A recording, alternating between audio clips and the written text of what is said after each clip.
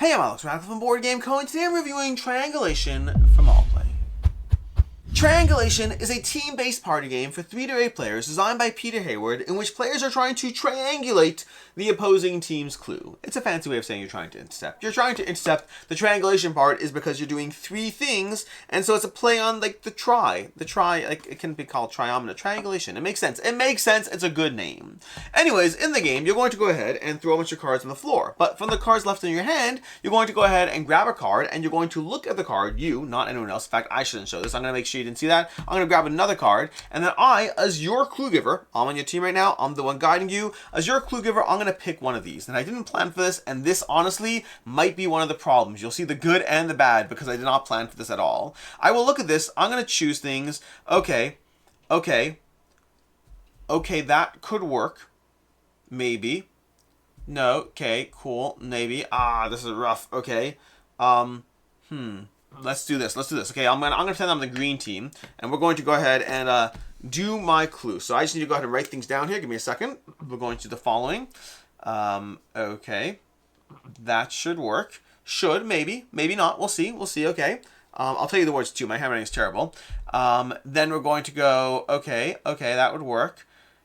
Okay, and then okay, fine. That should.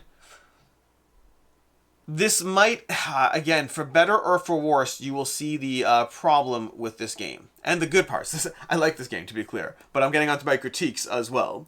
Okay, so I've done 3 clues over here, and I put them on these. And then we shuffle them up. I mean, you don't shuffle them up because you can see they're A, B, and C. But the key thing is the opponent's team gets to pick. I didn't pick the order. I wrote down 3 clues. And my goal is that these 3 clues, a clever wordplay again, should triangulate to give you the answer that I chose. But let's go ahead and do this. The key thing, the reason I'm shuffling is because you're not here to pick. So since we don't know the order, we're going to go ahead and reveal the first one. The first one is, I did the wrong way. There we go. First one is California. Your first clue is California. So right now you, even though you're my team, for the sake of this moment, you're on the other team, okay? So you see the word California, and now you can go ahead and choose what you think I am referring to. It's going to be very, very, very, very, very, very, very hard. But here's what you do know. What you do know is I'm pretty sure they're all proper nouns, I believe. So we're not going to have things like, I don't know, scooter or board game. You're not going to have things like that. You're going to have proper nouns. So to that end, because it's a California, and because you have no other context, let's pretend for a second that you guessed Arnold Schwarzenegger. No idea. That's what came to my mind right now. Okay, you're wrong, by the way. You're obviously wrong. I have never seen anyone get this from the first clue, to the point that I wonder if it shouldn't be a part of the game, because, you know what, we'll get to thoughts soon. But the first clue, you reveal the thing, and then you go ahead, opposing team gets a chance to intercept. You have California. Who's to say what's going to happen? You weren't going to get it. We'll shuffle up the other 2 over here, and we will choose A, okay? A is kissed, okay? So now, again, playing the part of the opponent's team, if you have kissed and California, and you know that it refers to a proper noun, have you figured out what I'm going with? I can't even hazard a guess right now. I mean, I know the answer, but I can't hazard a guess. What would be kissed and California that isn't the thing that I have in mind? I got nothing. But if you figured out, if at this point in time you figured out, amazing, good on you. Obviously, you don't know this yet. I haven't told you what the clue is. But the point is, the key thing is, you chose the order of the clues. I couldn't choose the order myself because that would be a silly, stupid game. It wouldn't work if I got to choose the order of the clues, because then I'd have bad clue, great clue. That would be terrible. You are choosing the order of the clues. They are, for all intents and purposes, random, like I did right now. Now that you've done this, either you got it or you didn't. Either way, let's go ahead and reveal the third one. The third one should triangulate my team, because now we have shark. Kissed, California, and shark. Okay? And it's going for a proper noun. At this point, swap roles. Pretend you're on my team. If you have kissed, California, and shark, have you figured out what my category was? Not category, what my proper noun is. I'll give you a second. For all of you who guessed Katy Perry, You are correct. I went with Katy Perry. I did Kissed California and Shark because I kissed a girl and I liked it. California Girls. And then that Shark. You know that backup dance to Shark? Are you familiar with that viral meme? I'm familiar with the viral meme. It's in my head when I think of Katy Perry. So these three triangulate to Katy Perry. Now, for better or for worse, that's how you play the game, by the way. If you do that, if you successfully do that, then you go ahead and you flip one of your markers. 4 markers means you win. If your opponent intercepts, they flip one of their markers. 4 markers means they win. Now, there is an aspect to the game. Let's cover several small little aspects before we dive into my thoughts and opinions. Aspect number 1, if you find the game a little too challenging, on casual mode, you can announce the specific category, and the categories are, for context, character, media, person, location, brand, or wildcard, any proper noun. So it dials it in a little bit. You could say, oh, for example, I did person, living or historical. So you would know it's a real person as opposed to, I don't know, what's a fictional shark, whoever, whatever, Finding Nemo, whatever you want to call it, okay? So that's the casual mode. The other thing is, and the only way I play this game is the official way it plays is if you lose the guess, meaning if I revealed it, I revealed California, Kissed, and Shark, and if my team didn't get it, technically speaking, the other team automatically has a point. The way we play is you have a chance to intercept, because now my team did not get it with 3, so the opposing team with all 3 has a chance to intercept, and if they get it, great. If not, no one gets a point that round. That's the way we play, because it's just not satisfying to win a point through the other team failing. It's much more satisfying if you manage to properly intercept it. That's how you play the game. Play until someone has 4 points. That's triangulation. Ta-da! Thoughts, opinions, reviews, all of those things. Also, oh my gosh, I'm a terrible person. I forgot to say this. I got caught up in the beginning of this video. This board game is an all-play board game. This video is not a sponsored video, but this channel is sponsored by Allplay. So before we dive into my thoughts and opinions, you should know that Allplay is a channel sponsor. While my thoughts and opinions are my own, and I do my best to counter any bias, bias exists. You decide if this review is helpful to you. Sorry for doing it later in the video. I'm supposed to do it at the beginning. I forgot to. Anyways, thoughts and opinions. What do I think about the game? Pros, cons, all those things.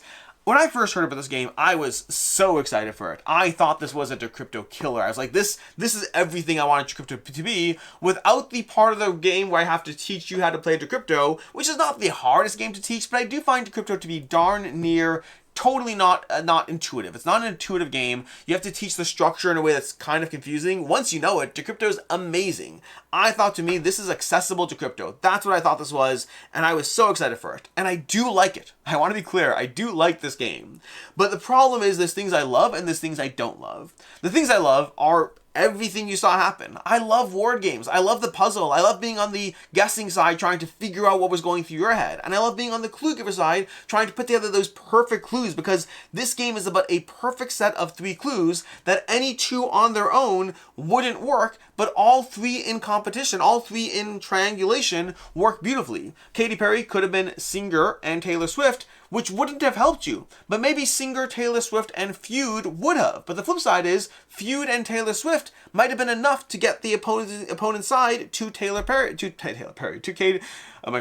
Perry. So you have to think of the 3 perfect clues that each 2 on their own do not help, and the 3 in triangulation are perfect. I love that puzzle. It's such an incredible puzzle, and here's the downside. Because I like the game, but there's a downside. I have personally found, through playing this game so far, that there is a perfect sweet spot where this game exists, and it is hard to achieve that perfect sweet spot. The perfect sweet spot is when I can spend 30 seconds or less thinking of a good clue, a good trifecta, and then the team on the other side, when they're guessing, also spends not an incredible amount of time staring at 3 words on the table and just going, I don't know. Or even 2 words, because you have the 2 words. Again, the pattern here is intercept after 1 clue, intercept after 2 clues, and then my team guesses after 3. I have found that there is downtime in this game in crafting the perfect set of clues. There is downtime even after the first guess. And this might be, again, to the point that I debate house ruling this. Strictly speaking, you can guess after 1 clue. California. Arnold Schwarzenegger.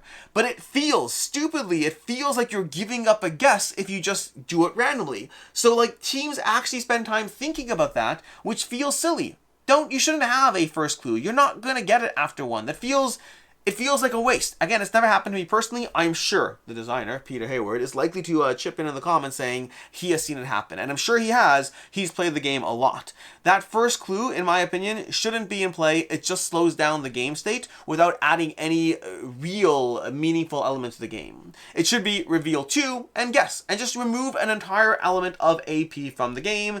It's useless. It's a feel-good moment that ends up being a feel-bad moment when it adds time. But then again, even if you do remove that, which I'm probably going to, it still ends up being a degree of downtime when you look over 2 things, you flip them over, and you're like, Kissed, California.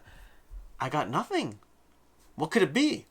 And I find, in my group at least, this might be different for your group, in my group, no one just goes, okay, I don't know, next. We spend time agonizing and thinking and trying to really get to it, and it ends up being a lot more downtime over the structure of the game than what I expected. And then when you flip over the third one, my own team spends time trying to figure it out, because the problem is the first few times you play this game, you might craft clues that are a little too easy after 2, and so you end up being more complicated because you have to make it much more complicated so they can't intercept, but then even with 3 clues, your own team can't guess.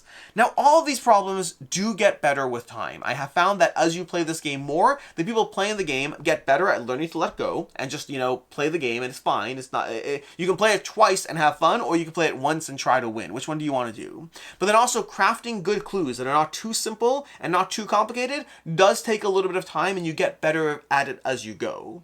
Overall, let's go to final thoughts on this one. Final thoughts and triangulation. I still really enjoy this game. It still is Decrypto for when I don't want to teach Decrypto. It is fun, it is fast, it's accessible, it is all the good things I thought it would be. It just comes with a larger dose of downtime than I expected it to come with. It kind of has this thing about the way the game works. I find players spend a little bit too much time in the thinking phase and a little less time in the having fun phase. Overall, I'm going to give it a 4 out of 5. And again, if you're like, wait a second, you just spent a long time complaining, I thought this game would be a 5 out of 5 for me. I thought this game was going to kill Decrypto. I thought I'd be getting rid of Decrypto because of this game. So any criticisms you hear are more about the fact that it's a great game. I like it. It's good. I thought it would destroy Decrypto. I legitimately thought I'd be getting rid of Decrypto, because why would I need Decrypto after playing this? And I don't have that. This is a very solid game, very accessible, very quick to play, good for shorter rounds, lots of fun things to say about it, but there is a curve around it to figure out the optimal gameplay with none or fewer, less of the downtime. So overall, a 4 to 5, great game with some complaints.